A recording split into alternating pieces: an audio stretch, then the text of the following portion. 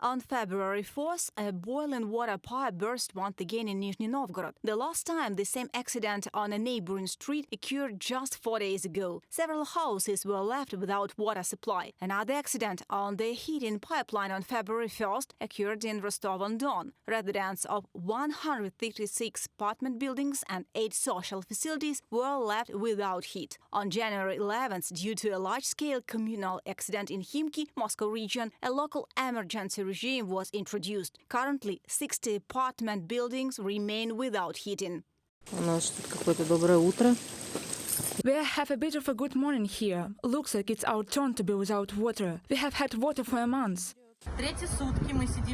It's our third day without heat and hot water, and while the head of the city Dmitry Voloshin reports to the residents that heat is now in every house, there are no more than 10 degrees Celsius in our flats. Since the beginning of 2024, there has been a record number of communal accidents in Russia. Hundreds of thousands of Russians were left without heating and hot water in freezing temperatures. This happened in the town of Lutrakino with 60,000 residents, in the city of Lipetsk with 500,000 population, and in the city with over 1 million residents, Novosibirsk. Meanwhile, people in Podolsk received bills for housing and communal services despite being left without heat. One of the local residents complained that in January, the fee for heating increased by 5 times compared to December 2023. The bill for heating alone was 4,500 rubles, although the women barely had any heat in the apartment due to constant communal accidents.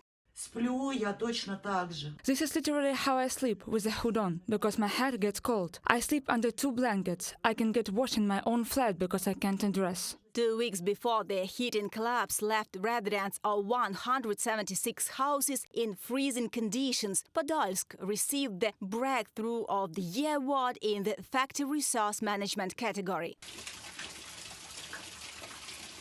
In 2023, according to Putin's statement, 3,037 billion rubles were allocated for the modernization of the housing and utility system. Meanwhile, according to experts' calculations, the Kremlin spent 2 trillion rubles on rocket attacks on Ukraine, which is 6 times more than on communal services. The Russian government is pulling money out of this civilian sector for the war. The Russian government cut all possible spendings. Housing and utility spendings are being reduced because Russian authorities don't care about any of that. What's the idea? To figure it out somehow. That's why I expected a chain reaction of catastrophes to start somewhere in 2026. But as you see, it started earlier. Igor Lipstitz, Russian economist, in an interview with NV.